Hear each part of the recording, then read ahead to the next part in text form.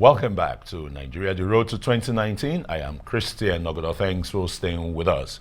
And I have joining me now is the spokesperson of the Coalition of Political Parties, CUPP, Ugochinyere, Ikenga. Am I right? Yes. You're very warm welcome. Now, your position, INEC has just released a tentative guideline, and they said the final guidelines for the election period is going to be released on Monday. But already you've made a position paper by chairman of Nigerian political parties, about 61 or so of you kicking against some provisions of the guidelines. What are the crux of the matter here? Well, today gathering cuts across our board, not just people on CUPP, there's different about 61 political parties. They came together today because it's a matter of urgent national importance. And it's also important for the world and Nigeria to hear our voice that the 2019 general election have been programmed to fail by INEC. And why we came together was, you remember last week when we had our meeting with the INEC chairman at the Electoral Institute around Central area in Abuja. The agenda for the meeting was presentation of voters register. But to our greatest surprise, something was smuggled into our folder, which was a draft guideline that wasn't even on the agenda for the day.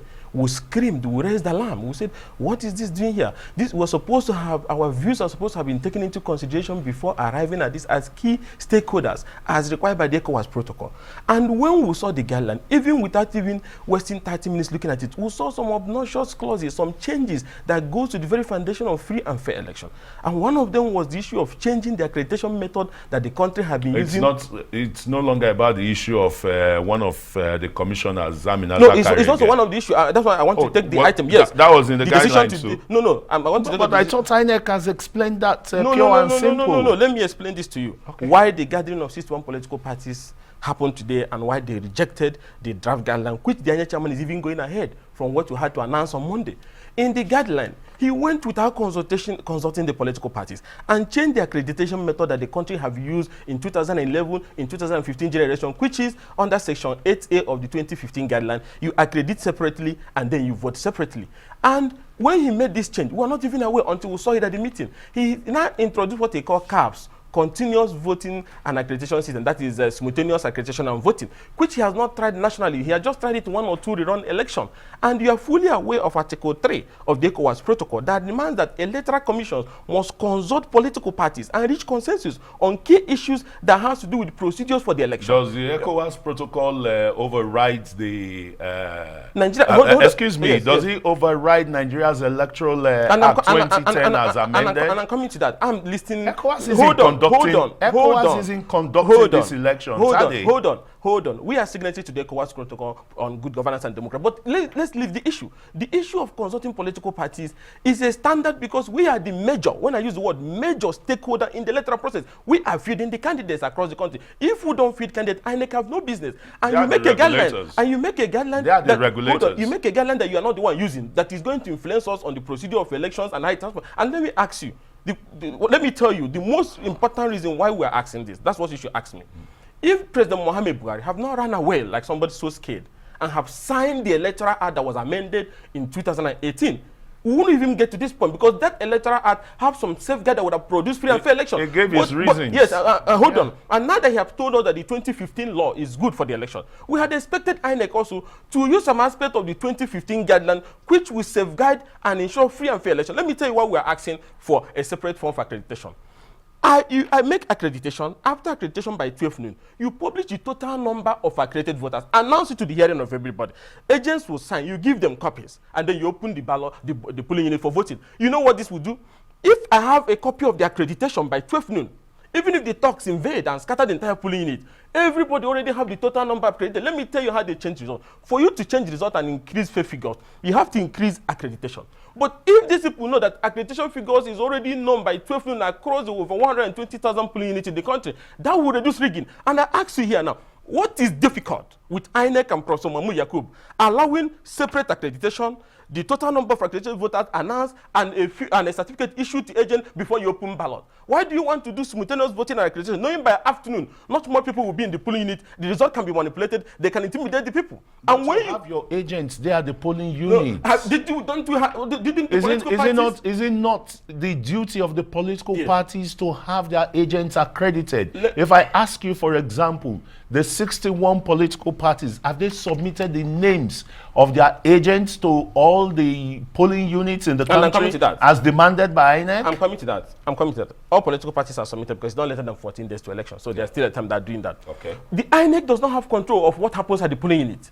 When the police people, the security agencies connive and decide to do whatever they want to do by evening of election day, the INEC chairman had come out clearly that INEC is in charge of the elections, even if the police... He was in charge in Osun, he was in charge in Ekiti. Even the police cannot superintend over the elections. No. The INEC chairman, as long as we are concerned, going by past election he has conducted, the commission doesn't have control on what the police do, and you see it every day. They decide what they want to do. And that is why we are asking. Do separate accreditation. What is difficult in this thing? Announce the total figure. That's how they used to do it over the years. And then allow agents to have a copy of the signed total figure accredited. Then we open the polling unit and start voting. For whatever that happens in the night, it does not matter because we have the total number accredited. If the vote goes beyond the total number accredited, it's null and void. That is not the only thing we'll ask for today. Another thing we'll ask was the issue of uncollected PVC. We said the INEC chairman must announce the total number of the date for closure of collection of PVC at least 2 weeks or thereabout to election, and then give political parties the breakdown of the PVCs collected by polling units. This will make us know the total number of vote that is in question for this election because we are going by PVC. It's not a difficult thing to ask, so that people will not go and manipulate figure and say, oh, PVC collected is 1,000 when it was actually 300, so give it to us. And another issue was the issue of voting point settlement. We say it's unconstitutional. The Constitution recognizes polling units. You cannot create a voting point settlement and call it a polling unit. But if you must do that, give us political parties the locations and numbers of the voting point unit. Is this too much to ask Professor Mahmoud Yakub? Because as of this moment, as I speak to the 61 political parties that gathered today, doesn't even know where this voting settlement point unit are. So you should be able to give it to us at least 2 weeks or 3 weeks to the election so that we can send agents to those places. Since you are going to recognize the result that is coming to a voting settlement point that you call a polling unit. Is that part of is it in the electoral law? Yes, it's in the electoral act. It's around section 7 or thereabout, voting point. And he said the voting settlement, the voting point settlement that must have been used in previous elections. He said it will be treated as a polling unit where it is created. Now we are asking, where have you created this voting point settlement? If it's not a polling unit, it's not a polling unit. You can have a voting point inside the polling unit, but to create a voting point settlement is unconstitutional. But if you must do that, give the political parties the total numbers of this voting point settlement, their location, so that we can send our agent. It's not too big to ask. Then we'll raise the issue of recruitment of ad hoc staffs. Because from the guideline, a lot of powers have been conferred on the presiding officers to cancel the election, to send somebody out of the polling unit, and so on and so forth. So these people must be men of credibility and people you can vouch for. We disagree with the idea of using former youth corpers. You cannot control them. You don't know where they're coming from. You don't know their background. And we also oppose the idea of people who are working in federal government agencies. Go on with the youth corps members that are serving. Go on with students that are in university and other people that have been used. But the idea of former youth corpers that we may not guarantee or vouch for their integrity. Can you guarantee the integrity of the Nigerian students with the leadership of NANT, pledging support to another party? The point was saying the same way INEC is taking lecturers from the university, and most times if you take a student, he still have his certificate and graduation. He can be disciplined if he does something wrong. And that's what we say. But the issue of former youth corpers, using them as presiding officer, no, you cannot vouch for that. And then we went to another issue that is very important, on loopholes that have been created to rig the election. Let me give you one of those.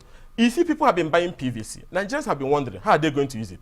INEC has created a provision for them to use it. Let me give you, under section 8, 9, 10, and 11 of the draft guideline. If you come to the polling unit, and your name is not on the register of voters, but the card reader can read your PVC, you'll be allowed to vote. I thought the reverse is the case. I'm coming to that. That your name is on the register. That's why I said it is strange. That's why I'm saying it's strange. I'm coming to that. The Constitution recognizes register of voter as the only condition upon which you can near a polling unit. And there's a provision also. When you come to the polling unit and they read your card, but different data is on the smart card reader, you will still be allowed to vote as long as your name is on the voters register. So you can walk into a place with somebody's PVC, they read it, and then see the name on the voter register, and they give you a ballot to cast. And this decision will be made by the ad hoc staff. There is another provision that is strange.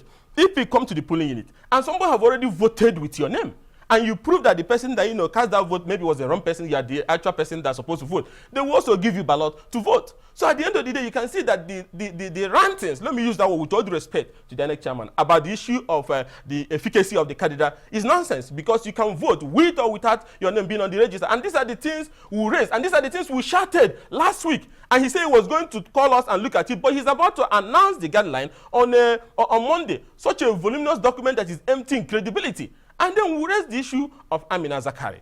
This has, with all respect to her, she's my friend. I have great respect for her. But we're talking about perception and credibility. If you have respect for somebody, that means you don't doubt the person's... Hold on. Excuse me, you don't doubt the person's integrity. So where is the doubt coming now from? Because of past antecedents of areas where she has conducted elections, there was issues. She's been in that commission for before this administration. Yes, that's not even the issue. So has she been found culpable? Has she been found wanting? Widespread allegations. Election is about perception. It's about perception. Allegations would only, come to pass or make meaning when they are proven. Now These are unproven allegations. Let's come to the main issues. Because of her affinity with the president, which is not in doubt. Hold on, forget about her reply. No, it's about her reply. Forget about her reply. Everybody knows that in the country. We're not small children. Even because of that affinity, what do you expect? They already have an agent they want to use. Because of that affinity that she has, we said, in the first place, you need to understand that collation and collation venue is an operation duty. It's supposed to be the INEC chairman in charge of operation, Professor Kechukwu Ibano, that is supposed to do that. When Amina was in charge of operation, she used to oversee the collection center. So how did INEC chairman, after removing her as the woman in charge of operations, suddenly gave her back that job to come near the collection venue and say, oh, her job is welfare and health. There is nothing that has to do with welfare and health of the commission people with collection, which is an operational responsibility. Unless you are telling me that collection in state levels, the people in charge of health will come and rent venue for the director of operations. So why did the INEC chairman, and not only that, we raise concern that the two committees that are very sensitive to that election that he's created, the two people come from one particular region in the north. That for equity and balancing and fairness, you should have taken one from the south and one from the north. And knowing that the person that this is his job is purely operational. And that's what we are demanding, that he should do the right thing by allowing the man that is in charge of operations to be in charge of the collection. It's not Amina's job. You can't remove her from operations and then indirectly give it back to her. Unless the INEC chairman wants us to believe that he has caved into pressure from the presidency. We don't want to believe that. So there is time for him to redeem himself by calling the political party. All we are asking, call us back on Monday. Let's sit down with you. We are the key stakeholders of this process. But if he goes ahead to announce that document, the way the system political parties, the way they sounded today, they may not hesitate to declare him persona non grata in the electoral process. Because this process is critical. That would be a threat to this process is critical. Because he's threatening the lives and properties of Nigerians by producing a guideline that will create crisis in the election. You want us to return back to the 1983 and 1965 electoral crisis that collapsed those republics? We don't want that. And that's why we came together today to let Nigerians know that the guideline they are talking about is a manual that, if it is allowed, it will lead to rigging, is huge in volumes but empty in credibility, and we want to sit down with him and look at it on Monday. But if he thinks that he's now a dictator and goes on, breaches the ECOWAS protocol, he's the chairman of the West African Electoral Commission chiefs, and goes ahead and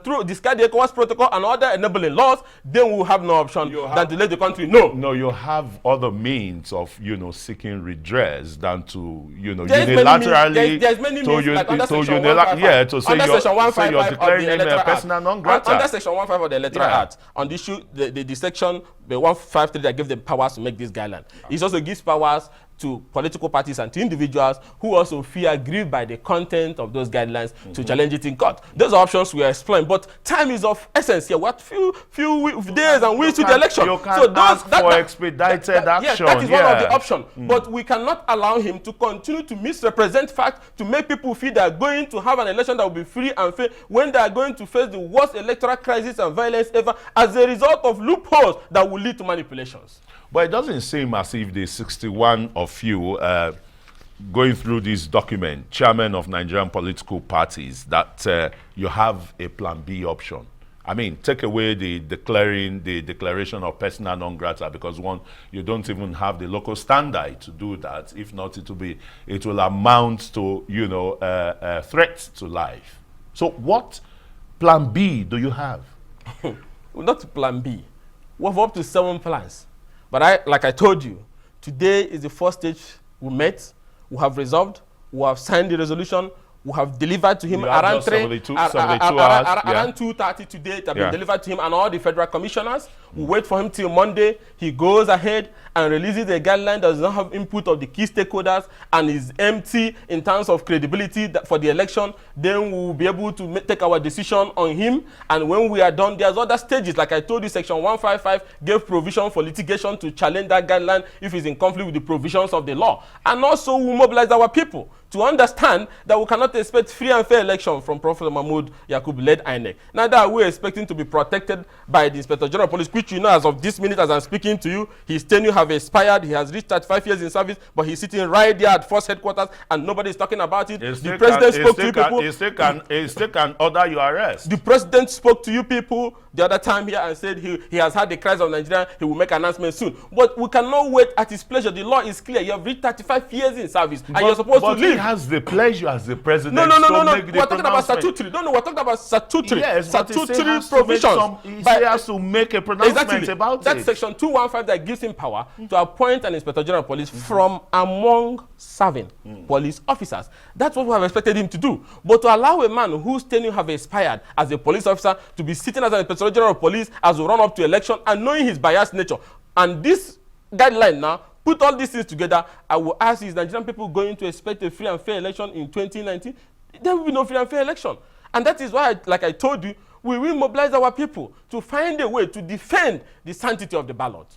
Yeah, in defending the sanctity of the ballot, at least you've taken some steps to notify, like the chairperson of the African Union, the Election Observer Mission, you know, the EU, even ECOWAS, the Nigerian Civil Society Situation Room, and the rest. What responses have you started getting from them? It is today that we'll cry to the European Union, we'll cry to the Canadian ambassador, the UN, the UK, the US, and all the electoral partners we normally have here, including the European Union and the key civil society in this country, and even the religious leader, the Sultan of Sokoto, the Christian Association of Nigeria, all the Muslim key organizations, and so on and so on, including to the National Security Advisor, because this boils down to national security as well.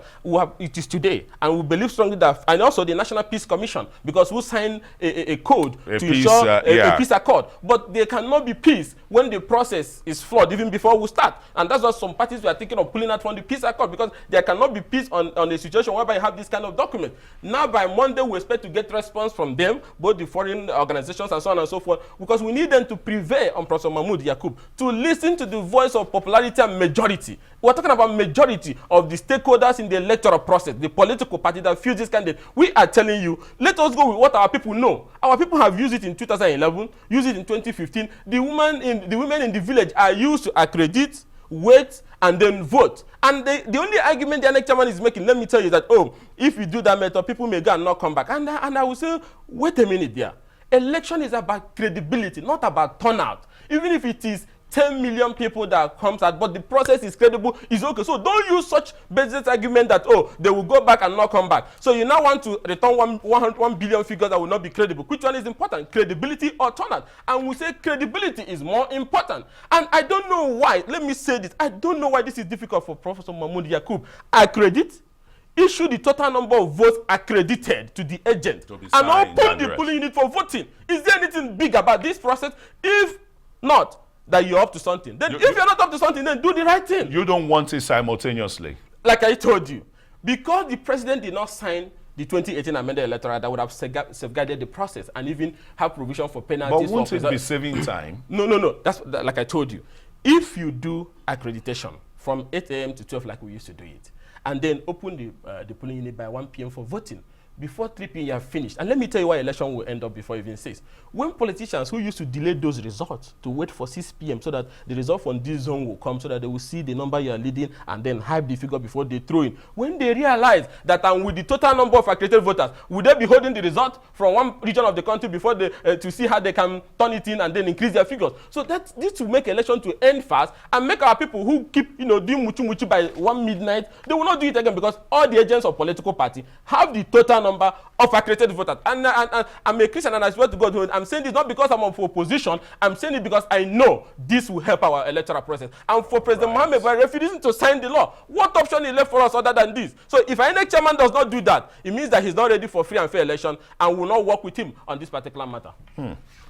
All right, thank you very much, Ugochinyere Ikenga, who won on one. You're standing on 2 legs now. 4 legs now. Oh, are you? I'm the national chairman of APP. I'm spokesperson of the opposition. I'm spokesperson of all the political parties in the country. And chairman. And I'm a member of the chairman of Nigerian political parties. Yes, it's God. You got all your fingers in all the pies, right? Yeah. Well, thanks very much, Thank you for having me. Ugochinyere Ikenga, for being part of Nigeria 2019 today. Happy to appear live. Yeah. Some people always go for recording. Well, that's it for this edition of Nigeria, the Road to 2019. Remember to join us again for a fresh edition. From me and the entire team here in Abuja, goodbye and thanks for watching.